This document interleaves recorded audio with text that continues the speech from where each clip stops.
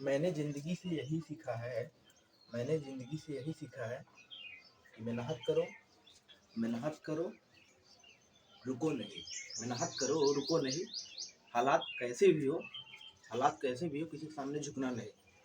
Hello student, welcome to Babi bio classes में आपका स्वागत है। स्टूडेंट, आज हम बहुत इम्पोर्टेंट यूनिट के बारे में डिस्कस करने वाले हैं। जैसा कि हमने डिस्कस कर चुका है, ध्यान देना कि चैप्टर रिप्रोडक्शन वाले यूनिट को डिटेल में हमने डिस्कस किया है। रिप्रोडक्शन में टोटल मिलाकर के 4 चैप्टर थे, चारों चैप्टर को हमने काफ़ी तक डिस्कस किया है। अगर कोई भी स्टूडेंट वीडियो लेक्चर पूरा नहीं देखे हैं तो लेक्चर देख सकते हैं, चैनल पर अवेलेबल है। तो आप रिप्रोडक्शन की चारों चैप्टर के लेक्चर देख सकते हैं। उसमें आपका अगर यूपी बोर्ड्स के हैं तो यूपी बोर्ड के 14 मार्क्स तो कहीं नहीं गया है। जितना मार्क्स आपको पूरा मिलेगा उसके साथ के साथ जो कॉम्पिटिटिव एग्जामिनेशन के स्टूडेंट्स हैं वो भी लेक्चर को सीख कर सकते हैं, वो भी लेक्चर को अच्छे से देख सकते हैं, क्योंकि हमने कंपटीशन लेवल को ध्यान देकर लेक्चर बनाया है। ध्यान देना, आगे आने वाले जो भी लेक्चर होंगे वो भी, कहने का मतलब वहाँ पर भी कंपटीशन लेवल को साथ ही साथ लेके कवर अप करना है। ध्यान देना स्टूडेंट, आज हम बात करने वाले हैं इंपॉर्टेंट यूनिट नंबर 2 क्लास 12 की। ध्यान देना, चैप्टर नंबर बात करें तो 5 हुआ करता है, यानी कि जिसका नाम है principle of inheritance and variation. Unit का नाम है जेनेटिक्स। ध्यान देना, बात करें जेनेटिक्स की तो जेनेटिक्स अपने आप में काफ़ी इंपॉर्टेंट यूनिट हुआ करता है और जेनेटिक्स एक इंटरेस्टिंग चैप्टर हुआ करता है। ध्यान देना स्टूडेंट, वैसे तो रिप्रोडक्शन भी इंटरेस्टिंग था, लेकिन जेनेटिक्स जो होता है ये अलग समझने वाला, टोटली समझने वाला चैप्टर होता है। इसमें आपकी समझ बढ़ती है और साथ के साथ, और जेनेटिक्स जब हम पढ़ते हैं तो इसमें काफ़ी सारी चीज़ें होती हैं, काफ़ी सारी टर्मिनोलॉजी होती है, जो कि हमको समझना क्या होता है, बहुत ज़रूरी होता है। आगे कोई भी क्वेश्चन, समझ रहे हो, कोई भी क्वेश्चन वगैरह करने के लिए तो हमको ज़रूरी होता है कि जेनेटिक्स की जो भी टर्मिनोलॉजी है उनको हम अच्छे से समझ पाएँ। ध्यान देना, अगर आप जेनेटिक्स का लेक्चर देख रहे हैं तो आप लेक्चर के अंत तक बने रहेंगे। हो सकता है वीडियो लंबी हो जाए, क्योंकि जेनेटिक्स है, जेनेटिक्स में थोड़ा हमने मतलब कि डिटेल में डिस्कस करने का प्रयास किया है इस लेक्चर में। तो आप क्या करेंगे, लेक्चर के लास्ट तक बने रहेंगे, जिससे आपको चीज़ें बहुत डिटेल में समझ में आएगी। स्टूडेंट, थोड़ा सा हम जेनेटिक्स की, जब हम स्टार्ट ही कर रहे हैं जेनेटिक्स के टोटल आउटलाइन की बात कर लें, यानी कि जेनेटिक्स को स्टार्ट करने से पहले सबसे पहले जानते हैं जेनेटिक्स होता क्या है। यानी जेनेटिक्स, जिसको हिंदी में अनुवंशिकी कहते हैं, कि अनुवंशिकी अर्थात जेनेटिक्स है क्या, इसको समझते हैं। उसके बाद हम समझेंगे जेनेटिक्स की हिस्ट्री क्या है, जेनेटिक्स में कौन कौन साइंटिस्ट आए हैं उनके बारे में डिस्कस करेंगे। कहने का मतलब कि जेनेटिक्स का आज जो लेक्चर होने वाला है, खास करके इंट्रोडक्टरी पार्ट्स होने वाला है। ध्यान देना, इंपॉर्टेंट लेक्चर होने वाला है, क्योंकि इसमें बहुत सारे साइंटिस्ट के नाम आएंगे जो कि आपके लिए इंपॉर्टेंट हो सकता है। ध्यान देना स्टूडेंट, हम स्टार्ट करते हैं किसके बारे में, जेनेटिक्स। ध्यान देना, स्टार्ट करते हैं, दीज आर दी जेनेटिक्स। आखिर जेनेटिक्स, जिसको हिंदी में कहते हैं अनुवंशिकी। ध्यान देना, अनुवंशिकी होता क्या है स्टूडेंट, जेनेटिक्स होता क्या है, तो कहा जाता है the study of heredity heredity and variation ध्यान देना स्टूडेंट्स, यहाँ पे बताया जा रहा है, दो टर्म आया है, that is the study of heredity and variation is called genetics. ध्यान देना, यानी कि यहाँ पर जेनेटिक्स में दो चीजों की स्टडी करी जाती है। पहला जो टर्म हुआ करता है हेरिडिटी, देन सेकंड जो टर्म हुआ करता है वेरिएशन। कहने का मतलब कि हेरिडिटी को हिंदी में समानता कहते हैं, वेरिएशन को हिंदी में क्या कहते हैं, विभिन्नता कहते हैं स्टूडेंट। यानी कि इसमें दो टर्म की स्टडी करी जाती है, एक तो हेरिडिटी, दूसरा किसका, वेरिएशन। कहने का मतलब कि जीव विज्ञान की वह शाखा है जिसके अंतर्गत समानता और विभिन्नता का अध्ययन किया जाता है, हेरिडिटी एंड वेरिएशन का अध्ययन किया जाता है। उसी को क्या कहते हैं स्टूडेंट, अनुवंशिकी कहते हैं, जेनेटिक्स कहते हैं। कहने का मतलब इसमें दो चीजें हैं, एक तो क्या है हेरिडिटी, इनको जरा हम समझते चले। दूसरा क्या है स्टूडेंट, वेरिएशन। ध्यान देना, बात कर ले अगर स्टूडेंट हेरिडिटी की, तो आपको पता होना चाहिए हेरिडिटी मतलब, समझ रहे हो, जैसे आप अपना हुलिया देखें, अपना हुलिया का मतलब अपना चेहरा वगैरह देखें, अपना फेस देखें और अपने माँ या पिता से मिलाएं, समझ रहे हो, तो आपको कुछ ना कुछ समानता जरूर नजर आएगी। समझ रहे हो, जैसे अपना जो हुलिया है, अपना होलिए, अपने माता पिता से अगर मिलाओगे तो कुछ ना कुछ समानता तुमको जरूर समझ में आएगी। यानी ऐसे कुछ ना कुछ लक्षण जरूर होंगे जो तुम्हारे अंदर दिखाई देंगे। हो सकता है वो तुम्हारे बाल का कलर हो सकता है, समझ रहे हो, बाल का समझ रहे हो, जिस तरीके से उनका बाल है उस तरीके से तुम्हारा बाल हो सकता है। इसके साथ के साथ बहुत सारे, जैसे उनका स्किन का कलर कैसा है, समझ रहे हो, काले हैं कि गोरे हैं, उस हिसाब से तुम्हारे अंदर भी साथ के साथ बहुत सारी चीजें, मतलब कि आई मिल सकता है, नोज मिल सकता है, लिप्स मिल सकता है, चिक मिल सकता है, मतलब काफी सारी चीजें जो है तुम्हारे पेरेंट्स से प्राप्त होती हैं, जो कि वो क्या होती हैं, कुछ ना कुछ समानता जरूर दिखाई देती है। यानी कि जो लक्षण, जो समान लक्षण जो दिखाई देते हैं, जो हमारे माता पिता से मिलते हैं, हमको प्राप्त होते हैं, तो जो समान लक्षण होते हैं उसी को क्या कहते हैं, स्टूडेंट हेरिडिटी कैरेक्टर कहते हैं, यानी समानताएं उसी को कहा जाता है, ध्यान देना। तो कहने का मतलब ऐसे लक्षण जो माता पिता से हमको मिलते हैं, वो समान लक्षण जो दिखाई देते हैं, वो क्या है स्टूडेंट, वो क्या है, समानताएं हैं, जिसको हेरिडिटी कहते हैं। कहने का मतलब आपको समझ आ गया होगा, आप देख भी सकते हैं, समझ रहे हो। यानी कि और ये भी है, ध्यान देना, ये भी है कि एकदम आप अपने माता पिता के एकदम एग्जैक्ट समान नहीं होंगे, मतलब कि एकदम उन्हीं के जैसे टू कॉपी, समझ रहे हो, वैसे नहीं हो सकते, मतलब थोड़ा ना थोड़ा मतलब विभिन्नता जरूर होगी, समझ रहे हो, कुछ ना कुछ विभिन्नताएं अवश्य होती हैं, यानी कुछ ना कुछ डिफरेंशिएशन जरूर दिखाई देंगे। जो विभिन्नताएं होंगी इसको, उसी को क्या कह देंगे स्टूडेंट, वेरिएशन कह देंगे, उसी को क्या कह देंगे, विभिन्नताएं कह देंगे, समझ रहे हो। यानी कि जो वेरिएशन है, जो विभिन्नताएं हैं, उसी को वेरिएशन कह रहे हैं, विभिन्नताएं कह रहे हैं। जो समान लक्षण है जो दिखाई दे रहे हैं तुम्हारे माता पिता से तुम में, वो समानता है। जैसे आपको पता होना चाहिए, बहुत सारे डिजीज होते हैं, समझ, डिसऑर्डर होते हैं, जो कि पीढ़ी दर पीढ़ी स्थानांतरित होते रहते हैं। कहने का मतलब वो भी, जैसे बच्चे में वो रोग चला गया, वो भी समझ, जेनेटिक डिसऑर्डर में हम पढ़ेंगे आगे, तो उसको हम कह देंगे कि ये अनुवंशिकी है, ये रोग क्या है, अनुवंशिकी है। साथ के साथ स्टूडेंट, जैसे गंजापन आप जानते होंगे, जैसे गंजापन होता है, मतलब कि किसी की हो सकता है दादा होंगे गंजेपन, मतलब दादा में गंजापन होगा, दादा से फिर पिता में आया, फिर पिता से, समझ रहे हो, उनके पिता के बच्चे, मतलब उनके पोते में, मतलब इस टाइप से क्या हो रहा है कि वो जेनेटिक कैरेक्टर, अनुवंशिक लक्षण है, पीढ़ी दर पीढ़ी ट्रांसफर हो रहे हैं, जो कि किसके द्वारा ट्रांसफर होते हैं, दीज आर द जेनेटिक्स के द्वारा ट्रांसफर होते हैं। कहने का मतलब जिसको हम हेरिडिटी टर्म में समझते हैं, ध्यान देना स्टूडेंट। यानी कि कहते हैं the transfer of the transfer of और ट्रांसमिशन भी इसको कह सकते हैं, ध्यान देना स्टूडेंट। ट्रांसफर अथवा इसको क्या लिख सकते हैं, ट्रांसमिशन भी लिख सकते हैं, transmission of character characters from parent to of spring, parent two of spring. Student यहाँ पे बताया जा रहा है कि that is the transmission of, यानी कि वे लक्षण जो ट्रांसमिट होते हैं, वो लक्षण जो ट्रांसमिट होते हैं पेरेंट से ऑफ स्प्रिंग में, समझ रहे हो, माता पिता से बच्चे में जो समान लक्षण होंगे उसी को क्या कह देंगे, हेरिडिटी कह देंगे।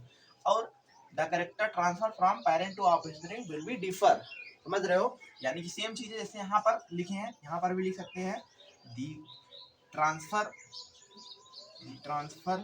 ओवर आ ट्रांसमिशन, समझ रहे हो, ट्रांसमिशन ऑफ कैरेक्टर्स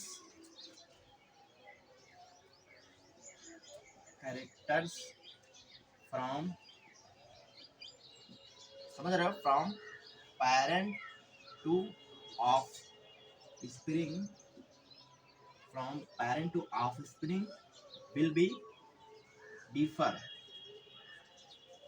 डिफरेंट, जिसको कह सकते हैं डिफरेंट ओवरऑल डिफर, समझ रहे हो, मतलब कि ऐसे लक्षण जो आपके माता पिता से आप में प्राप्त हुए हैं, आप में मिले हैं, वो क्या है, कुछ ना कुछ विभिन्नताएं जरूर है, एकदम टू कॉपी नहीं हो, आप देख भी सकते हो, बल्कि जो लक्षण डिफरेंट होंगे वही क्या है, समझ रहे हो, वो क्या है, विभिन्नताएं हैं, जिसको हम वेरिएशन की टर्म में समझ रहे होते हैं। स्टूडेंट, आई होप आपको जेनेटिक्स का डिफिनीशन समझ में आया होगा। यानी कि जेनेटिक्स में दो चीजें आ रही हैं, एक तो हेरिडिटी, दूसरा क्या आ रहा है, वेरिएशन आ रहा है। हमने समझा कि हेरिडिटी का मतलब क्या है, यानी कि transmission of character from parent to offspring will be same, समझ रहे हो, ऐसे लक्षण जो समझ रहे हो, माता पिता से यानी कि हमको प्राप्त होते हैं समान लक्षण होते हैं, उसको हम हेरिडिटी कहते हैं।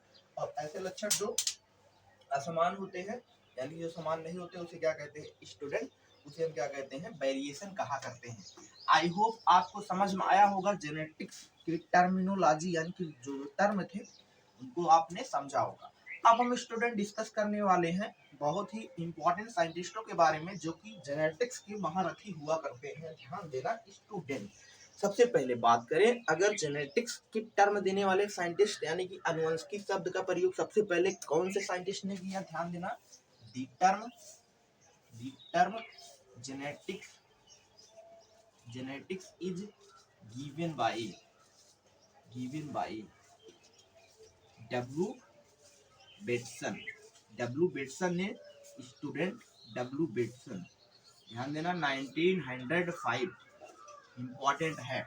यानी कि सबसे पहले आनुवंशिकी टर्म देने वाले साइंटिस्ट कौन है, डब्ल्यू बेटसन, यानी कि आनुवंशिकी शब्द का प्रयोग सबसे पहले बेटसन नामक वैज्ञानिक ने किया। और ये भी है कि जो बेटसन है ध्यान देना इनको कहा जाता है फादर ऑफ मॉडर्न जेनेटिक्स, ध्यान देना फादर ऑफ मॉडर्न जेनेटिक्स कहा जाता है, आधुनिक, समझ रहे हो, आधुनिक आनुवंशिकी के जनक कह सकते हैं इस तरीके से। यानी सबसे पहले किसने बताया, स्टूडेंट इंपॉर्टेंट है बेटसन ने। उसके बाद आपके इंपॉर्टेंट साइंटिस्ट हुआ करते हैं जो कि देखा जाए तो जेनेटिक्स के यही मेन साइंटिस्ट हैं, समझ रहे हो, जो कि जेनेटिक्स के फादर हैं। These are the father of genetics. अगर जेनेटिक्स में इनका ना जिक्र किया जाए, इन साइंटिस्ट जो कि फादर ऑफ जेनेटिक्स जिनको बोल रहे हैं, तो जेनेटिक्स अधूरा हो जाएगा। ध्यान देना फादर ऑफ जेनेटिक्स जिसको कहा जाता है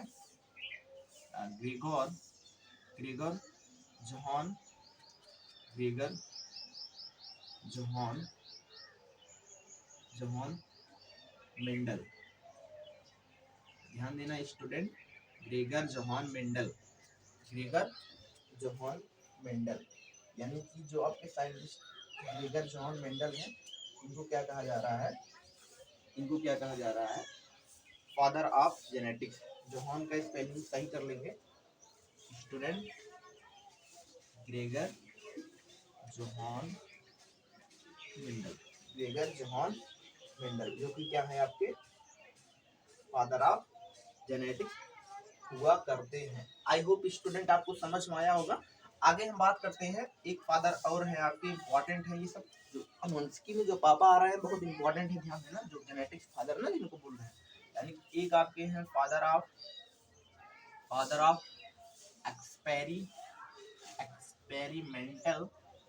एक्सपेरिमेंटल जेनेटिक्स, समझ रहे हो, यानी father of experimental genetics. Experimental मतलब प्रयोगिकी के जनक जिसको कहा जा रहा है, कौन है आपके लगभग टी.एच. मॉर्गन, ध्यान देना स्टूडेंट, कौन है टी.एच.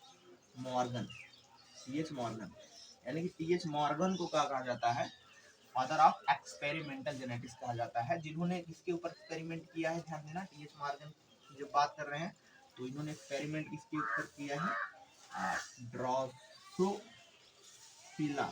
ड्रोसोफिला मेलानोजेस्टर, जिसको फ्रूट फ्लाई भी कहते हैं स्टूडेंट, फ्रूट फ्लाई और राइपन बनाना पे जिसपे, मतलब समझ रहे हो। तो स्टूडेंट यहाँ पे इम्पोर्टेंट है ये सब साइंटिस्ट के नेम। और फादर ऑफ ह्यूमन जेनेटिक्स की जब बात करते हैं तो गैरोड को कहा जाता है, गैरोड, फादर ऑफ, लिख सकते हैं आप, फादर ऑफ ह्यूमन जेनेटिक्स कौन है, गैरोड को कहा जाता है student. These are the Garrod, he was the father of human genetics. क्या कहा जाता है इनको, father of human genetics student कहा जाया करता है। आई होप आपको समझ आ रहा होगा कि फादर कौन है, यानी कि फादर आपके इम्पोर्टेंट हुआ करते हैं, जितने भी फादर हैं वेरी मोस्ट इम्पोर्टेंट स्टूडेंट। तो आप फिर से एक बार समझ लेंगे, यानी कि जिनको सबसे पहले कहा जा रहा है आनुवंशिक टर्म देने वाले, यानी जेनेटिक्स का टर्म देने वाला साइंटिस्ट कौन है, डब्ल्यू बेटसन है। W Bateson he was the genetics term, यानी आनुवंशिक शब्द का प्रयोग सबसे पहले किसने किया, बेटसन ने। बेटसन की स्पेलिंग स्टूडेंट सही कर लेंगे, बेटसन, समझ रहे हो, BATESON, समझ रहे हो, इस तरीके से यहाँ पे बेटसन। ये लगा देंगे यहाँ पे। यानी कि बेटसन ने सबसे पहले क्या किया, अनुवंशिकी शब्द का प्रयोग किया। He was the father of modern genetics जिनको कह रहे हैं। और उसके बाद फादर ऑफ जेनेटिक्स की जब हम बात कर रहे हैं तो कौन है, Gregor John Mendel. Gregor John Mendel, G J Mendel जिनको कहा जाता है, ध्यान देना। तो ये इन्होंने सबसे पहले पाइथन से टाइबम के ऊपर एक्सपेरिमेंट किया था, जो कि पूरी चैप्टर में इन्हीं के बारे में आगे हम जिक्र करने वाले हैं, ध्यान देना। आगे बात करते हैं फादर ऑफ एक्सपेरिमेंटल जेनेटिक्स, समझ रहे हो। फादर ऑफ एक्सपेरिमेंटल जेनेटिक्स कौन है आपके, टीएच मॉर्गन, जिनको थॉमस हंट मॉर्गन कहा जाता है, स्टूडेंट थॉमस हंट मॉर्गन। आगे जब बात करते हैं फादर ऑफ ह्यूमन जेनेटिक्स कौन है, गैरोड है। जो टीएच मॉर्गन है किसके ऊपर एक्सपेरिमेंट किए हैं, ड्रोसोफिला मेलानोजेस्टर, जिसको CC fly, sorry CC fly नहीं फ्रूट फ्लाई कहा जाता है, स्टूडेंट फ्रूट फ्लाई, समझ रहे हो, जो कि राइपन बनाना पे ग्रो करती है। आगे हम इसके बारे में बहुत डिटेल में डिस्कस करने वाले हैं स्टूडेंट। जो भी साइंटिस्ट टीएच मॉर्गन वगैरह क्या किए हैं उनको बहुत डिटेल में डिस्कस करने वाले हैं, ध्यान देना स्टूडेंट। अब थोड़ा सा हम जेनेटिक्स की हिस्टोलॉजी को समझ ले। आखिर जेनेटिक्स में ये जो साइंटिस्ट हैं इनके बारे में समझते हैं। डब्ल्यू बेटसन ने सबसे पहले तो जेनेटिक्स का टर्म बता दिया 1905 में, आपको पता होना चाहिए। लेकिन उसके बाद जो कहानी स्टार्ट हुई, जो कहानी को जिन्होंने पूरा कहानी चलाया, समझ रहे हो, जो कहानी की फादर है, जो श्रेय जाता है इनको जाता है भैया, ग्रेगर जॉन मेंडल। इनके बारे में थोड़ा हम डिस्कस करते हैं, इनके बारे में कभी क्वेश्चन भी आता है, ध्यान देना स्टूडेंट। और बिना इनके बारे में जाने हम जेनेटिक्स में आगे नहीं बढ़ सकते हैं स्टूडेंट, क्योंकि ये जेनेटिक्स की क्या है, फादर है। और आज जेनेटिक्स जो आप पढ़ते हैं इन्हीं की देन है, जो आज जेनेटिक्स को इतना पढ़ते हैं, समझ रहे हो। तो आज ये ना होते तो समझ रहे हो जेनेटिक्स में इनका जिक्र नहीं कर रहे होते तो आप काफ़ी इम्पोर्टेंट इनके बारे में जरा हम समझ लेते हैं कि मेंडल आखिर थे कौन और मेंडल कहाँ के थे, थोड़ा इनके बारे में समझते हैं, ध्यान देना। और खास करके जब बात करते हैं स्टूडेंट ये मेंडल साहब की, यानी कि जो सर गिरगर जान मेंडल, इनको हम मेंडल साहब के ही तौर पे बुलाएंगे, क्योंकि भैया बहुत रिस्पेक्टेड पर्सन है। कहने का मतलब कि मेंडल साहब की वजह से ही कहीं ना कहीं आज हम इतना सारा फूड वगैरह ऑब्टेन कर पा रहे हैं, समझ रहे हो, इतना सारा जो खाना खा लेते हैं लोग, मतलब समझ रहे हो, इतना सारा उत्पादन क्षमता जो बढ़ी है फसलों में, कहीं ना कहीं शुरुआती जो स्टेज है मेंडल साहब ने ही उस पर काम किया है। तो मेंडल साहब को हम थोड़ा उनको सम्मानजनक समझ रहे बुलाएंगे और उनके बारे में काफ़ी सारी चीज़ें जो है उनकी बात करेंगे स्टूडेंट। तो हम बात करते हैं मेंडल साहब के बारे में। और एक चीज़, मेंडल साहब एक ऐसे साइंटिस्ट रहे हैं, एक ऐसे वैज्ञानिक रहे हैं जिनको अपने जीते जी वैज्ञानिक का दर्जा नहीं मिला है, समझ रहे हो। आप समझ सकते हो कि पूरे लाइफ तक वो जिए लेकिन उनको पता ही नहीं चल पाया आखिर हम है क्या, आखिर वो है क्या, मतलब उनके अंदर क्या चीज़ें हैं, मतलब वो समझ ही नहीं पाए। समझ क्यों नहीं पाए उसके बारे में आगे हम बात करेंगे। वो तो स्ट्रगल तो बहुत किए लेकिन उनका कोई ध्यान ही नहीं दिए, जितने वैज्ञानिक थे कोई ध्यान ही नहीं दिए, केवल हंसी मजाक उड़ाया गया बस उनका। उसके बाद उनकी खोजों पर कोई नहीं ध्यान दे रहा था स्टूडेंट, जो कि आज हम इस चैप्टर में समझने वाले हैं। आखिर हुआ क्या, कौन कौन साइंटिस्ट आए, क्या हुआ, उसको हम समझते हैं, ध्यान देना। बात करते हैं स्टूडेंट सर गिरगन साहब मेंडल की। तो आपके जो मेंडल साहब जी थे, ये एक मतलब कि पुअर फैमिली में इनका जन्म हुआ था, ध्यान देना, काफी पुअर फैमिली में जन्म हुआ था। और ये ऑस्ट्रेलिया में रहने वाले थे, ध्यान देना, ऑस्ट्रेलिया में सबसे पहले इनका जन्म वगैरह हुआ था। तो ध्यान देना, जन्म वगैरह उतना इम्पोर्टेंट नहीं, इनके बारे में कहानी समझो। फिर कहानी क्या है, ये कहानी बहुत इंपॉर्टेंट है, बहुत ही इंटरेस्टिंग कहानी होने वाली है, आप लास्ट तक बने रहेंगे आपको खुद ही पता चलेगा। यानी कि मेंडल साहब आपको पता चला कि एक बहुत ही पुअर फैमिली में बिलोंग करते थे, बहुत ही पुअर फैमिली में इनका जन्म हुआ था, गरीब परिवार में इनका जन्म हुआ था। तो हुआ क्या कि मेंडल साहब आगे चल कर के मतलब सिंपल पढ़ाई किए, पढ़ाई करने से इन्होंने क्या किया, सबसे पहले पीस नेचुरल साइंस की स्टडी करी, ध्यान देना स्टूडेंट। इन्होंने प्राकृतिक विज्ञान को पढ़ा, नेचुरल साइंस, किसको पढ़ा, natural science, N for natural, S for science, यानी कि प्राकृतिक विज्ञान के बारे में इन्होंने अध्ययन किया।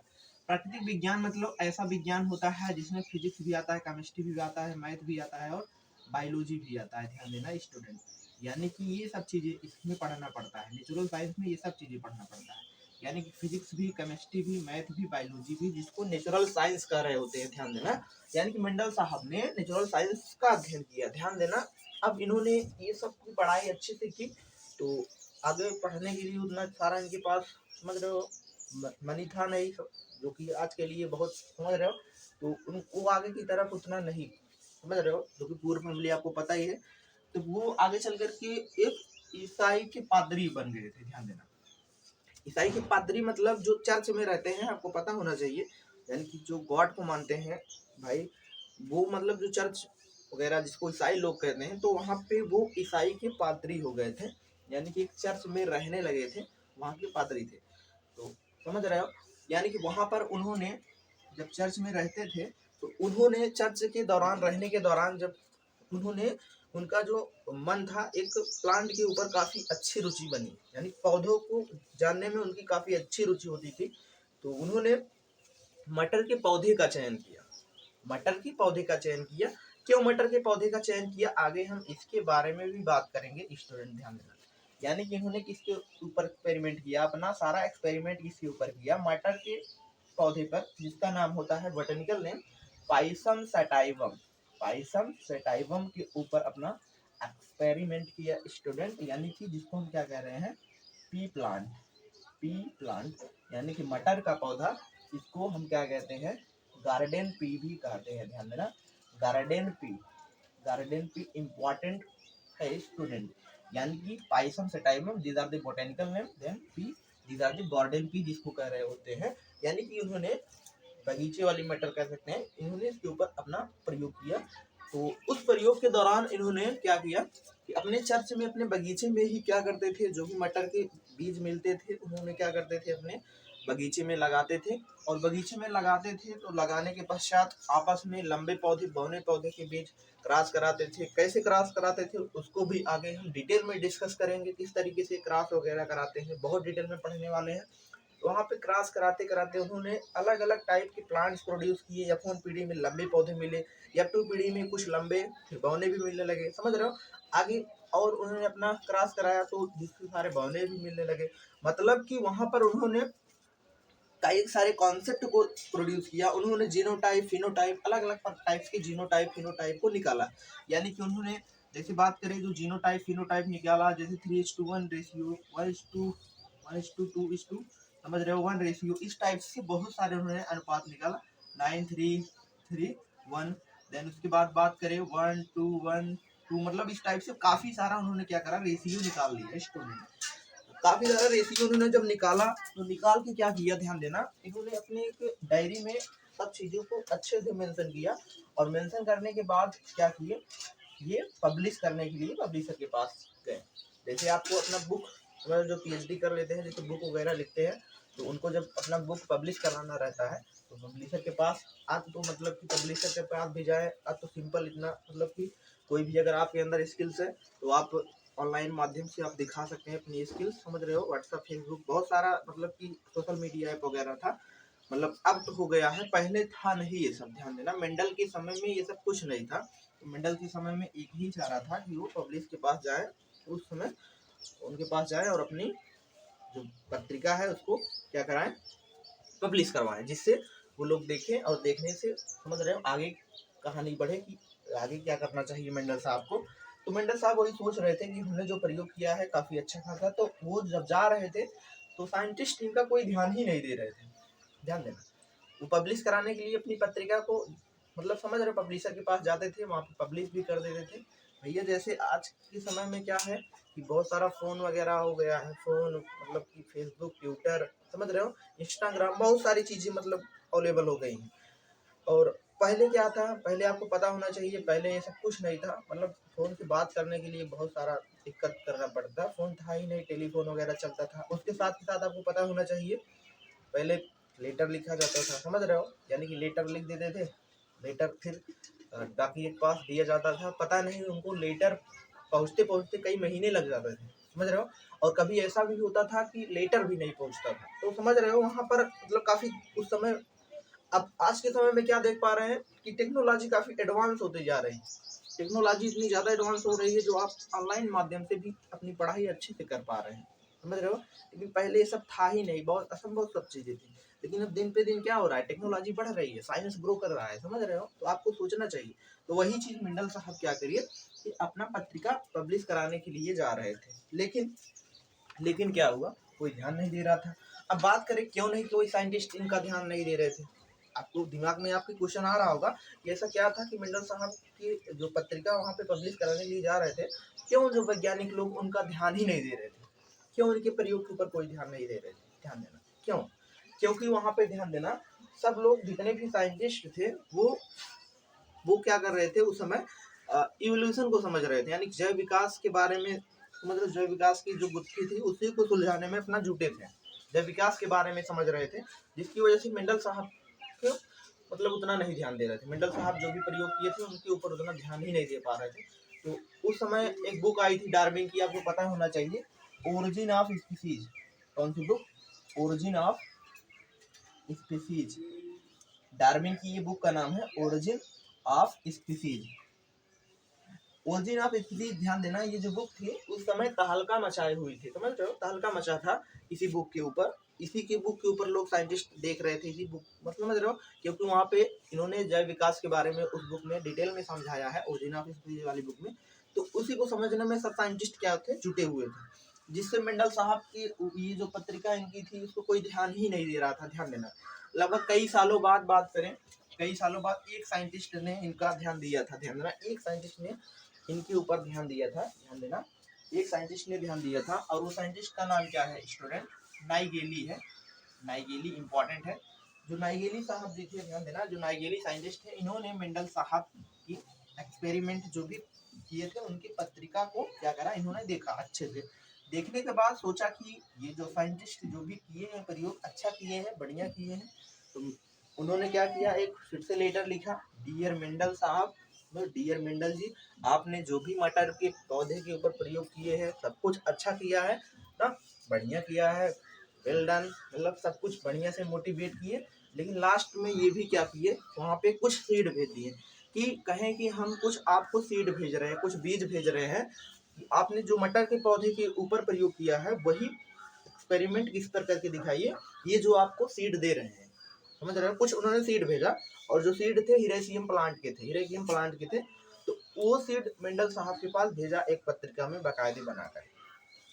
अब क्या हुआ, अब क्या हुआ, अब मेंडल साहब के पास पत्रिका आई, मेंडल साहब देखे लेटर, मेंडल साहब ने देखा कि उनके बारे में बहुत सारी चीज़ें अच्छी अच्छी जो लिखी थी, मेंडल साहब काफ़ी खुश हो गए। सोचा कि कम से कम रिप्लाई तो दिया किसी ने, समझ रहे हो। अब भाई कई सालों बाद उनका रिप्लाई जो कि नाइगेली साहब दे रहे हैं, और देने के साथ साथ उनको कुछ मटर के, मतलब मटर के नहीं, हिरेसियम प्लांट के सीड दे रहे हैं, और कह रहे हैं कि आपने जो भी किया है अच्छा किया है, लेकिन यही एक्सपेरिमेंट इस सीड पर करके दिखाइए ना। तो मेंडल साहब काफ़ी खुश हो गए, सीड वगैरह पाए, तो मेंडल साहब को बढ़िया से पार्टी वगैरह किए, भाई अपने जवान में किए होंगे जो भी चीज़ें हैं। तो मेंडल साहब खूब सारा खुश हो गए। तो वही जो हिरासियम प्लांट के सीड थे, उन्होंने क्या करा, उसको अपने बगीचे में बोया, और बगीचे में जब उन्होंने अपना हिरासियम प्लांट के सीड को जब बोया तो देखा कि उसमें जो रेशियो मिले, इतने खतरनाक रेशियो कह सकते हैं, मतलब इतने अजीबो गरीब रेशियो मिलने लगे। मतलब अजीबो गरीब का मतलब कि इनका रेशियो जो मिला, समझ रहे हो, 1:12, समझ रहे हो, बहुत लंबा रेशियो मिला, 12 अनुपात 13 अनुपात 14, मतलब बहुत लंबा अनुपात मिलने लगा जीनोटाइप फिनोटाइप का। जिससे मेंडल साहब ने सोचा कि लगता है हमने जो भी प्रयोग कर रहे हैं मटर के पौधे के ऊपर, शायद ये हमने सही नहीं किया है, मतलब कि समझ रहे हो, शायद ये कुछ सही नहीं है, शायद ये सब कुछ गड़बड़ है। तो मेंडल साहब डिमोटिवेट हो गए, एकदम हताश निराश होकर के एकदम बैठ गए, समझ रहे हो। पहले से ही इतना हताश निराश हुए थे, एक तो उनका कोई रिप्लाई नहीं दे रहा था, अब कितने सालों बाद उनका रिप्लाई आया, तो उसमें भी एक सीड आ गया, और वो अपना एक्सपेरिमेंट किए, जिससे जिस टाइप से मटर के ऊपर रिजल्ट मिल रहा था उस टाइप से उस पर रिजल्ट नहीं मिला। मेंडल साहब उतना दिमाग भी नहीं लगाए कि सोचना चाहिए कि आखिर हम मटर के पौधे के ऊपर प्रयोग कर रहे हैं, मटर अलग चीज़ है, वो अलग सीड हो सकता है। अब भाई उसके ऊपर जब प्रयोग कर रहे हैं तो मटर की कैसे रेशियो आएगा, कैसे उसके जैसा रेशियो आएगा, तो वहाँ पे रेशियो काफ़ी अजीबोगरीब रेशियो मिलने लगा, जिससे मेंडल साहब सोचे कि लगता है हम जो प्रयोग कर रहे हैं मटर के पौधे के ऊपर वो शायद गड़बड़ है। तो तो क्या हुआ, अब देखो कहानी कितनी मतलब कि पलट गई। तो मेंडल साहब डिमोटिवेट हो गए, एकदम हताश निराश हो गए, जिससे उनकी उम्र भी काफ़ी हो चुकी थी, लगभग ऐसा कहा जाता है 70 साल तक मेंडल जिए थे, उससे कम ही जिए थे, ध्यान देना 70 साल, अबाउट समथिंग 70 साल मान सकते हैं। तो उस समय उनकी काफ़ी उम्र भी हो चुकी थी, जिससे समझ रहे हो, तो भगवान को प्यारे हो गए मेंडल साहब जी, यानी उनको मतलब समझ रहे हो उनकी मृत्यु हो गई, वो चले गए, भगवान को प्यारे हो गए। तो अब क्या हुआ, यानी कि ये सब खोज वोज करके मेंडल साहब चले गए। अभी तक कोई नहीं जान पाया कि जेनेटिक्स क्या है, क्या चीज़ें हैं, कुछ कोई साइंटिस्ट जान ही नहीं पाया, ध्यान देना, कोई नहीं जान पाया। अगर बात करें स्टूडेंट 16 साल बाद, मेंडल के मरने के 16 या 34 साल बाद, हर एक बुक में अलग अलग वेरी करता है। 34 ईयर बोर्ड की बुक में देखेंगे ऐसा, यानी 34 ईयर है वो, 34 साल बाद, समझ रहे हो। तो 3 साइंटिस्ट थे, उन्होंने मेंडल की रीडिस्कवरी की। यानी कि मेंडल साहब ने जहाँ पर अपनी पत्रिका वगैरह रखा था, अपने अलमारी में बढ़िया से रख करके चले गए थे, तो वो साइंटिस्ट वहाँ से होकर गुजर रहे थे। तो उन्होंने वो जा रहे थे, तो देखा कि पुरानी अलमारी है, वहाँ से कुछ निकाला, पत्रिका वगैरह जो मेंडल साहब वहाँ पे रखे थे, वो पत्रिका देखा। उसके बाद देखने के बाद उन्होंने क्या किया कि मेंडल साहब ने जो भी अपना एक्सपेरिमेंट करवाया था पी प्लांट्स के ऊपर, उन्होंने क्या किया, सेम वही एक्सपेरिमेंट दोहराया, मतलब सेम एक्सपेरिमेंट मटर के पौधे के ऊपर करके देखा। तो उन्होंने सोचा कि आखिर ये जेनेटिक्स जो कि हम आज इनके बारे में समझ रहे हैं, तो समझ रहे हो, इनको एक साइंटिस्ट, समझ रहे हो, एक साइंटिस्ट ऐसा आया था जो कि लगभग 34 साल पहले ही ये बता के चला गया है जेनेटिक्स है क्या, जेनेटिक्स के बारे में बहुत डिटेल में चीज़ें मतलब बता के चला गया है। कौन? मेंडल साहब। तो वो काफ़ी मतलब कि समझ रहे हो, काफ़ी घबरा, मतलब सोचे कि आखिर ये इतना बड़ी खोज कौन साइंटिस्ट कर रही है। तो उन्होंने मतलब कि ये सभी जो खोज मेंडल साहब किए थे मटर के ऊपर, उन्होंने क्या किया, ये सब चीज़ें स्प्रेड कर दी, समझ रहे हो, जिससे ये चीज़ें गवर्नमेंट के पास पहुंची। और गवर्नमेंट ने देखा कि भाई इतना अच्छा एक्सपेरिमेंट वगैरह, मतलब एक बार पूरा सब चक्का हो गए, तो वहाँ पर नोबेल प्राइज की बात आई, नोबेल पुरस्कार की बात आई। अब नोबेल प्राइज के लिए 3 साइंटिस्ट खड़े हुए कतार में, समझ रहे हो, कार्ल कोरेंस, ह्यूगो डे व्रिज, सरमैक, ये 3 साइंटिस्टों ने मिल करके वहाँ पे अपना देखा था। तो वहाँ पे पूछा गया कि सबसे पहले जेनेटिक्स के बारे में, यानी इसके बारे में सबसे पहले किसने खोजा है, यहाँ पे नोबेल प्राइज किसको दिया जाएगा। भाई नोबेल प्राइज, नोबेल पुरस्कार एक ही साइंटिस्ट को ना दिया जाएगा। तो उनमें पूछा गया किसको साइंटिस्ट को दिया जाए। तो वहाँ पर ध्यान देना स्टूडेंट, तो वहाँ पर हुआ क्या, कार्ल कोरेंस बोले हमने किया है, ह्यूगो डे व्रिज बोले नहीं हमने, सरमैक बोले हमने, मतलब तीनों लोग उसी में लड़ने झगड़ने लगे। मतलब कि समझ रहे हो, जिसको कहते हैं लालच बुरी बला है ना। अगर शायद एक लोग वहाँ पे अपना मत मान करके कर दिए होते तो मिल जाता, लेकिन वहाँ पर एक साइंटिस्ट ने सब चीज़ें बोल दिया, मतलब उगल दिए, जिसको समझ सकते हो तुम अपनी भाषा में। मतलब कहा कि ये इसने कोई नहीं किया है, मतलब तीनों साइंटिस्ट ने इसमें कोई नहीं किया है, इसमें जो भी किया है, कौन किया है, कौन किया है student, sir Gregor John Mendel, Mendel साहब ने किया है। तब जाकर के मेंडल साहब को फादर ऑफ जेनेटिक्स से नवाजा गया, यानी कि मरने के बाद उनको फादर ऑफ जेनेटिक्स कहा जाता है, ध्यान देना। यानी जीते जी वो पता नहीं, अब जान नहीं पाए कि आखिर हम है क्या, समझ रहे हो, जीते जी वो नहीं जान पाए कि आखिर हम है क्या, यानी कि हम जेनेटिक्स से फादर, मतलब पता ही नहीं चल पाए। जैसे आप एग्जाम्पल, सिंपल सा एग्जाम्पल लें, अगर आप मतलब कि अच्छा लाइफ में करें और भी करेंगे भी, अगर आप समझ रहे हो मेहनत करेंगे तो क्यों नहीं करेंगे। अगर आप लाइफ में कुछ बन जाते हैं, जैसे खुद डॉक्टर वगैरह, मतलब अच्छे डॉक्टर बन जाते हैं जब, अगर आपको कोई डॉक्टर कर करके ना बुलाए तो आपको कैसे लगेगा।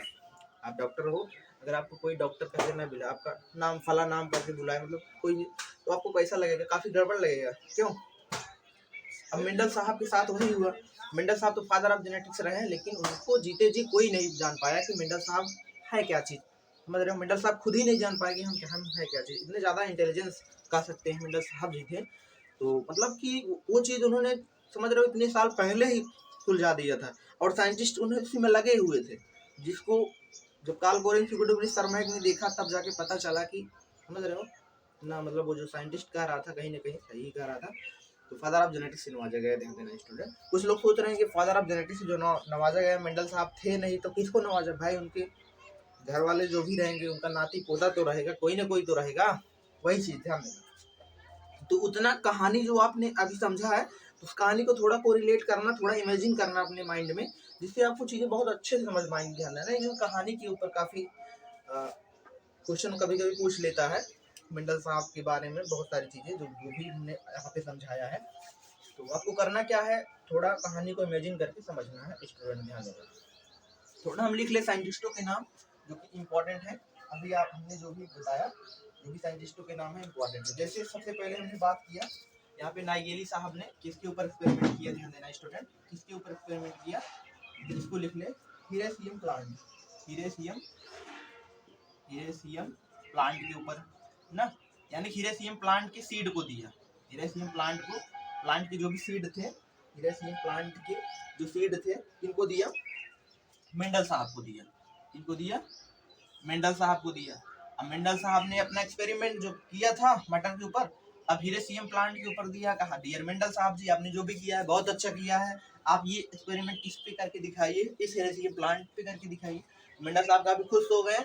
अब इसके ऊपर एक्सपेरिमेंट किए तो जो रेशियो ये आना चाहिए वहाँ पे रेशियो काफी गड़बड़ रेशियो मिल रहा है, मतलब कि अजीबोगरीब रेशियो कर सकते हैं। तो वहाँ पे जो रेशियो मिल रहा है 12, 13, मतलब समझ रहे हो, 14, मतलब बहुत लंबा रेशियो स्टूडेंट। तो यहाँ पे उसको मेंशन भी नहीं किया जा सकता, समझ रहे हो। तो इस तरीके से आप इमेजिन कर सकते हैं। तो वो रेशियो काफी अजीबोगरीब मिलने लगे, मतलब ये रेशियो के बजाय वो रेशियो मिलने लगा, जिससे क्या हुआ, मेंडल साहब डिमोटिवेट हो गए। सोचे कि जो भी हमने मटर के ऊपर एक्सपेरिमेंट कर रहे हैं ये वाला, लगता है हमने सब चीजें मतलब गड़बड़ है, मतलब कोई चीज सही नहीं। तो मेंडल साहब काफी हताश निराश होकर चला गए, मतलब चले गए, समझ रहे हो, मतलब भगवान को प्यारे हो गए। लगभग 34 ईयर एगो, 34 साल बाद, 34 साल बाद ध्यान देना स्टूडेंट। जैसे आप उदय पिक्चर देखते हो ना, डरावना जो पिक्चर होता है, मूवी होता है, वहाँ पे देखते हो मतलब 10 साल बाद, 12 साल बाद, यहाँ पे 34 साल बाद। अब 34 साल बाद कहानी क्या हो रही है देखो, 34 साल बाद कहानी क्या हो रही है। एक साइंटिस्ट कौन है, कार्ल कोरेंस। कौन है, कार्ल कोरेंस, कार्ल कोरेंस। उसके बाद एक साइंटिस्ट है ह्यूगो डिब्रीज, ह्यूगो डिब्रीज, ह्यूगो डिब्रीज। साइंटिस्ट का नाम सही सही लिखेंगे स्टूडेंट, इंपॉर्टेंट है इंग्लिश। ह्यूगो डिब्रीज, ह्यूगो डिब्रीज के बाद लास्ट है एरिक, एरिक वान। इनका पूरा नाम है एरिक वान शर्मैक, जिसको बोल रहे हैं एरिक वान शर्मैक, ध्यान देना, अजीबोगरीब नेम है इनके, शर्मैक, जो कि इन्होंने ही मेंडल की रिडिस्कवरी की, शर्मैक, एरिक वान शर्मैक, एरिक वान शर्मैक, शर्मैक, यानी समझ रहे हो, एरिक वान शर्मैक, यहाँ पे ये लिखा गया है। कहने का मतलब 3 साइंटिस्ट ध्यान देना जिन्होंने मेंडल की रिडिस्कवरी कर रहे हैं लगभग 34 साल बाद, कार्ल कोरेंस, ह्यूगो डिब्रीज, शर्मैक, समझ रहे हो। इन्होंने क्या करा, मेंडल की डिस्कवरी की, यानी कि मेंडल की जो भी पत्रिका वगैरह थी, जो मेंडल साहब बेचारे भगवान को प्यारे हो गए थे, तो उनकी अलमारी में मतलब जा रहे थे रास्ते में, तो देखा जहाँ पे मेंडल साहब रहते थे, तो अपनी पत्रिका वगैरह रखे हुए थे, तो उन्होंने निकाल के देखा। तो देखने के बाद जो भी एक्सपेरिमेंट किया था वो सब करके देखा मटर के पौधे के ऊपर, जिससे सब चीज़ें अच्छी मिली, सब चीज़ें सही सही मिली। ये तीनों मतलब सोचे कि इतने महान साइंटिस्ट जो कि ये सब इतने साल पहले ही करके चले गए हैं, तो उन्होंने क्या किया, सेम एक्सपेरिमेंट करके नोबेल प्राइज की बात आई, मतलब गवर्नमेंट तक ये चीज़ें गई, तो वहाँ पे नोबेल प्राइज जो मिलता है, तो इनको तीनों को बुलाया गया कि इन सबसे पहले इसमें कौन देखा, मतलब किसने ये एक्सपेरिमेंट किया है, किसने बताया जेनेटिक्स के बारे में बहुत सारी चीज़ें। तो इन तीनों साइंटिस्ट में पहले कार्ल कोरेंस, फिर बोले ह्यूगो डिब्रीज हमने किया है, एरविन शर्मैक बोले हमने, मतलब तीनों लोग आपस में लड़ने झगड़ने लगे, जिससे वहाँ पे क्या हुआ, एक साइंटिस्ट ने क्या किया, वहाँ पे चीज़ें क्या की बता दी कि ये किसी ने नहीं किया है, ये जो किया है एक साइंटिस्ट थे, ऐसे ऐसे हमने गया, ऐसे ये सब चीज़ें मिली है, समझ रहे हो, अलमारी में जो भी चीज़ें बताया उन्होंने। तो पता चला कि बाद में सर गिरगर जॉन मेंडल, क्योंकि मेंडल साहब इतने मतलब कि महान साइंटिस्ट कह सकते हैं, आए और जिनको जीते जी वैज्ञानिक का दर्जा नहीं मिल पाया, तो बहुत अपने आप में दुर्भाग्य की बात है भैया। तो सर गिरगर जॉन मेंडल जी को, हमको भी सर गिरगर जॉन मेंडल, ये सब देखा जाए जो सर गिरगर जॉन मेंडल वगैरह है, ये ऐसे साइंटिस्ट हैं जो कि असली नायक, मतलब असली हीरो, कहानी की हीरो यही थे। तो कहानी आपने समझा, इन कहानी में हीरो जो थे सर गिरगर जॉन मेंडल, यानी कि मेंडल साहब आपके कहानी के हीरो हैं। अगर मेंडल साहब आज ना होते तो समझ रहे हो बहुत सारी, मतलब इतने साल पहले ही मेंडल साहब ने सब चीज़ें बता दी, तो बहुत बड़ी बात होती है अपने आप में। आई होप स्टूडेंट आपने लेक्चर को एंजॉय करके देखा है। अगर आपको वीडियो अच्छे से समझ में आया हो तो लाइक सब्सक्राइब वगैरह जो भी चीज़ें आपको समझ में आता है आप कर सकते हैं स्टूडेंट। देन अगर आप लाइक वगैरह करते हैं, सब्सक्राइब करते हैं, शेयर भी कर देते हैं तो अच्छा रहता है, जिससे क्या होता है कि वीडियो बनाने का मोटिवेशन अच्छा खासा मिल जाता है, ध्यान देना। तो आपकी मर्जी, अगर आपको अच्छा लगा तो सब्सक्राइब वगैरह कर सकते हैं। Then thanks for watching my video dear students.